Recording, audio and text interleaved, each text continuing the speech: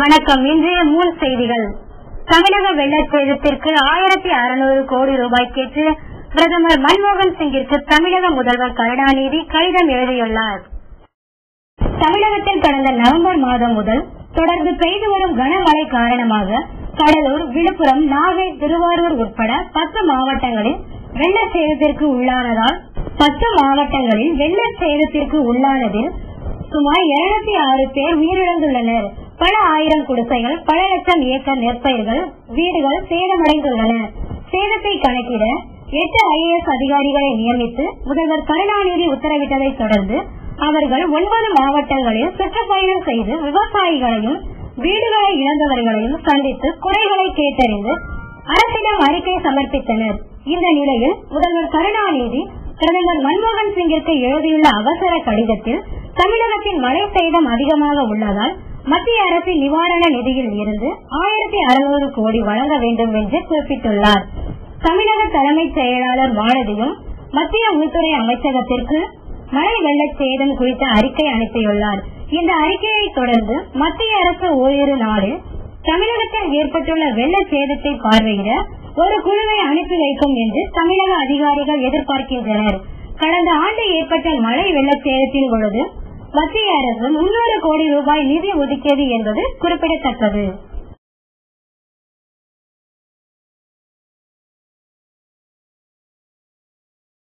புதுச்சேரியில் உள்ள ஜிப்மர் மருத்துவமனையில் முறைகேடு நடந்ததாக புகார் வந்ததையொட்டி அம்மருத்துவமனையின் நிர்வாக அலுவலகத்திலும் மருத்துவமனை டீன் இல்லத்திலும் சிபிஐ அதிகாரிகள் அதிரடி சோதனை நடத்தி முக்கிய ஆவணங்களை கைப்பற்றியுள்ளனர்.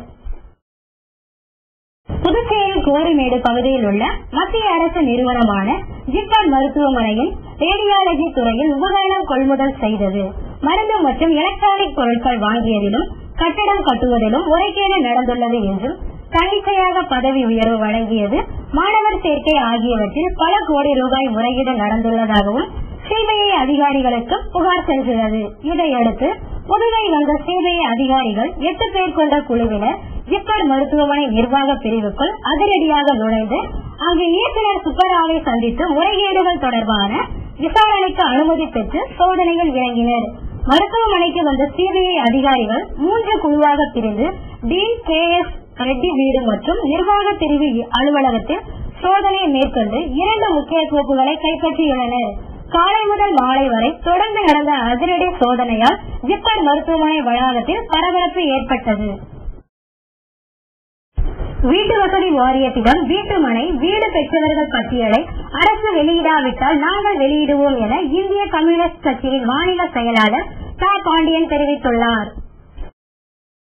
திருநெல்வேலியில் செய்தியாளர்களை சந்தித்து இந்திய கம்யூனிஸ்ட் கட்சியின் மாநில செயலாளர் ச. பாண்டியன் கூறும் பொழுது, விதிகளை மீறி வீட்டு மனைகளை வீடுகளை பலருக்கு வீட்டு வசதி வாரியம் ஒதுக்கியது குறித்து தீவிர விசாரணை நடத்த வேண்டும் எனவும், ஏற்கனவே வீடு உள்ளவர்கள் விதிகளை மீறி வீடு வாங்கியிருந்தால் அதை ரத்து செய்து வீடு இல்லாதவர்களுக்கு ஒதுக்க வேண்டும். சென்னையில் வீட்டு வசதி வாரியம் மூலம் 2000க்கும் மேற்பட்ட திமுகவினர் மனைகள் வீடு வாங்கியுள்ளனர். பிற கட்சிகளில் இருந்து திமுகவிற்கு வந்தவர்களும் இதில் அடக்கம் எனவும் கம்யூனிஸ்ட் கட்சியை சேர்ந்த 3 பேர் வீட்டுமனை வாங்கியுள்ளனர். முறைகேடாக கம்யூனிஸ்ட் கட்சியினர் வீடுமனை பெற்றிருந்தால் முதல் ஆளாக அவற்றை திருப்பி ஒப்படைப்போம் எனவும் விதிகளை உருவாக்கியுள்ளவர்களே அதை மீறுகின்றனர்.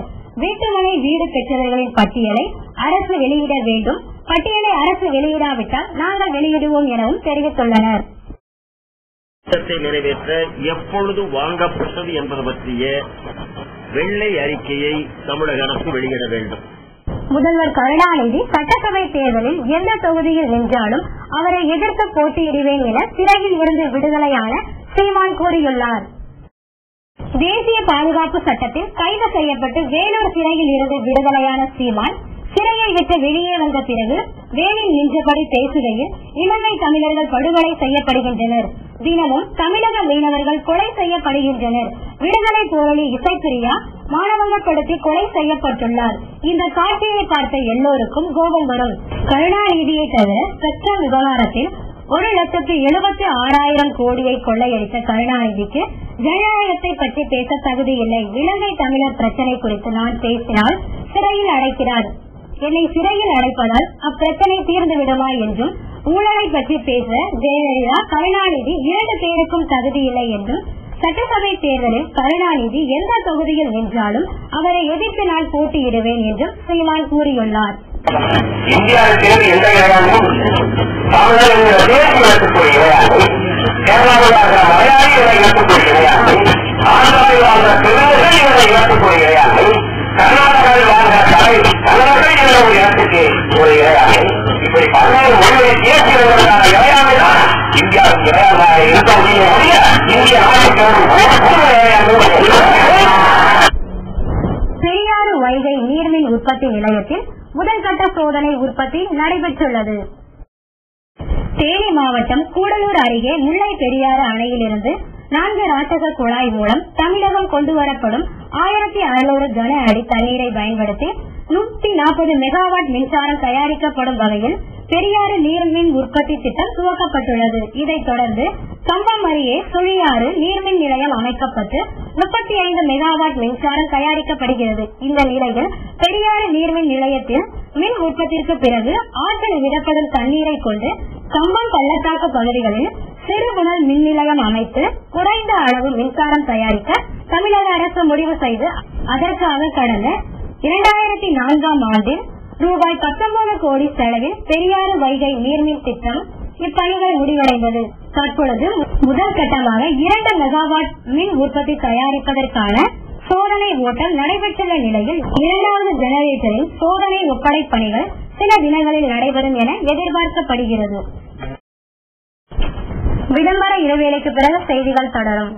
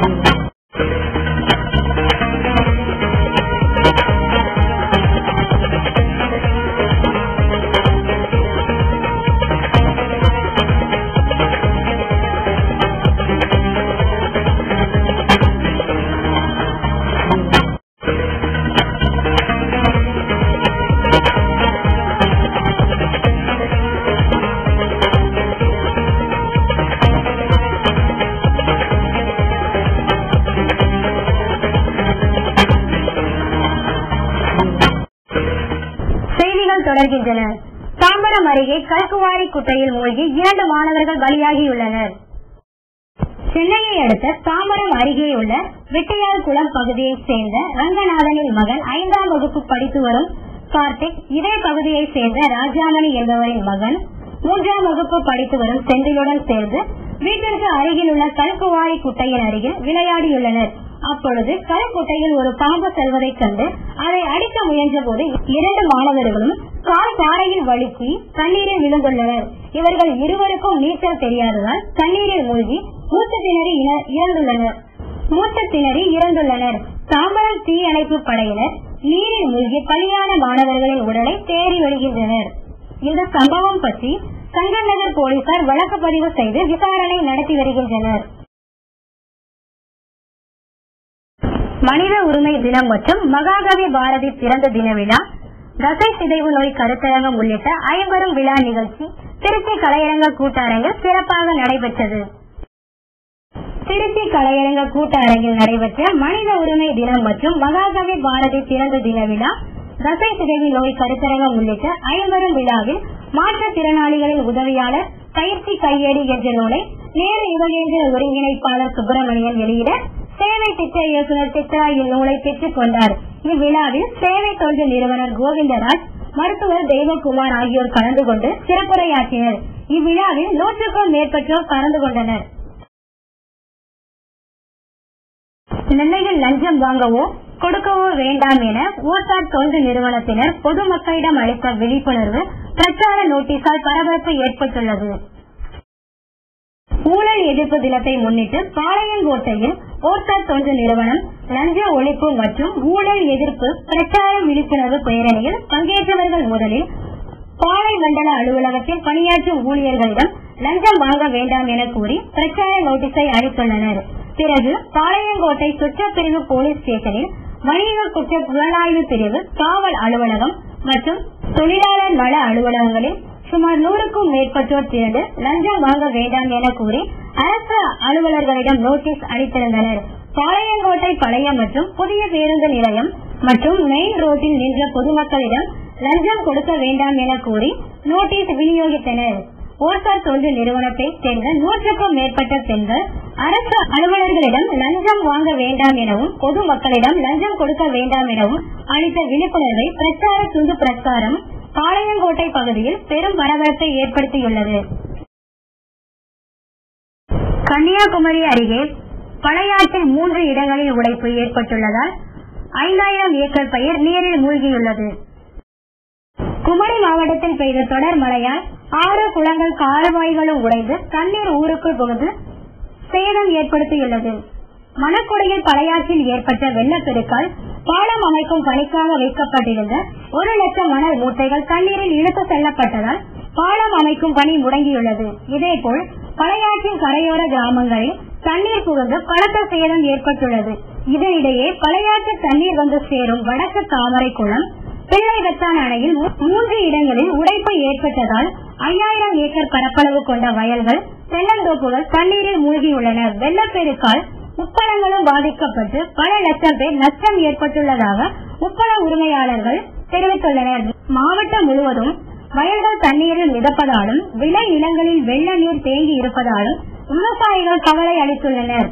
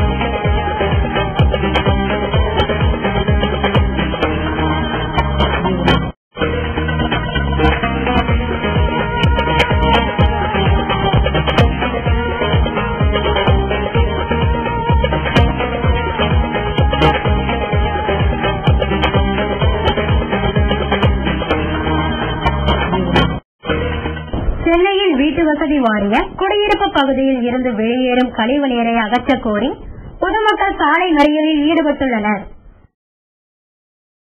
சென்னை அருகேயுள்ள ஐயப்பாக்கம் வீட்டு வசதி வாரிய குடியிருப்பு பகுதியில் இருந்து வெளியேறும் கழிவு நீர் கோழடி ஏரி பகுதியில் உள்ள கழிவுநீர் தொட்டிக்கு செல்வதால் ஏரி மாசுபடுவதாக கூறி அப்பகுதி மக்கள் சில மாதங்களுக்கு முன்பு கழிவுநீர் குழாயை அடைத்துவிட்டனர். இதனால் ஐயப்பாக்கம் வீட்டு வசதி வாரிய குடியிருப்பு தெருக்களில் கழிவுநீர் தேங்கி மழை நீருடன் கலந்து சாலைகளில் குண்டும் குழியுமான இடங்களில் குளம் போல தேங்கியுள்ளதால் அப்பகுதி முழுக்க துர்நாற்றம் வீசுகிறது.